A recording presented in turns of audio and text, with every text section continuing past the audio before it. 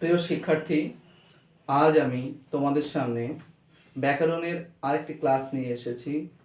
মৌলিক স্বরধ্বনিগুলি আমাদের জিহ্বার অবস্থান অনুযায়ী কিভাবে উচ্চারিত হয়, অর্থাৎ জিহ্বার অবস্থান অনুযায়ী উঁচু নিচু কিভাবে আমরা মৌলিক স্বরগুলি উচ্চারণ করব এবং সম্মুখ ও পশ্চাৎ অনুযায়ী কিভাবে উচ্চারিত হবে। এছাড়া আছে আমাদের ওষ্ঠের প্রকৃতি অনুযায়ী, সেটা আমরা পরে ক্লাসে আলোচনা করব। তো আজ আমরা আলোচনা করছি আমাদের জিহ্বার অবস্থান অনুযায়ী। আমরা জানি আমাদের জিহ্বার অবস্থান অনুযায়ী জিহ্বার এদিকটা হলো সম্মুখ ভাগ আর এদিকটা হলো পশ্চাৎ ভাগ। তো জিহ্বার সম্মুখ ভাগে আমরা দেখতে পাবো এই যে হর্ষটা হলো সম্মুখ স্বর, এটা হলো সম্মুখ স্বর, এটা হলো সম্মুখ স্বর, এটাকে বলা হয় কেন্দ্রীয় স্বর অর্থাৎ আ। এরপরে আছে পশ্চাৎ অ ও উ, এইগুলোকে বলা হয় পশ্চাৎ স্বর। তো আমরা ভালো করে শিখে নিলাম, এটা হলো সম্মুখ স্বর হর্ষই, সম্মুখ স্বর এ, সম্মুখ স্বর এ, সম্মুখ স্বর আ, পশ্চাৎ স্বর অ, পশ্চাৎ স্বর ও এবং পশ্চাৎ স্বর হর্ষ।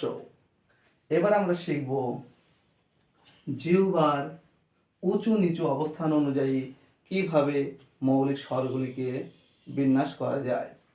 আমরা দেখব উপরে যে হর্ষই আছে এটাকে বলা হচ্ছে উচ্চস্বর, এরপরে আছে উচ্চ মধ্যস্বর অর্থাৎ একে বলা হয় নিম্ন মধ্যস্বর এবং এই আকে বলা হয় নিম্নস্বর।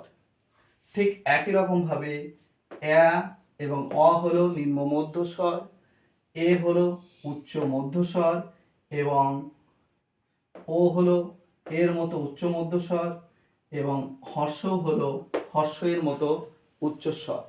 তো আমাদেরকে পরীক্ষায় প্রশ্ন আসতে পারে একটি উচ্চ এবং সম্মুখ স্বরের নাম করো, তখন আমাদের উদাহরণ হয়ে যাবে হ্রস্বই অর্থাৎ হর্ষই। আমাদের যদি বলা হয় একটি কেন্দ্রীয় নিম্ন স্বরের উদাহরণ দাও, তখন আমাদেরকে উদাহরণ দিতে হবে আ। এরপর আমাদের যদি বলে একটি পশ্চাৎ এবং উচ্চস্বরের উদাহরণ দাও, আমরা তখন উদাহরণ দিয়ে দেব হর্ষ। এরপরে আমাদের যদি বলা হয় একটি পশ্চাৎ এবং নিম্ন মধ্যস্বরের উদাহরণ দাও, তাহলে উদাহরণ হয়ে যাবে অ। অর্থাৎ পশ্চাৎ বললে এই দিকের যে অ ও এবং হর্ষ, এই স্বরধ্বনিগুলো হলো পশ্চাৎ, এবং এই দিকে যে হর্ষই এ এবং এ, এগুলো হলো সম্মুখ স্বরধ্বনি। এবং উচ্চস্বর, মধ্য উচ্চস্বর, উচ্চ মধ্যস্বর, নিম্ন মধ্যস্বর এবং এটা কেন্দ্রীয় স্বর।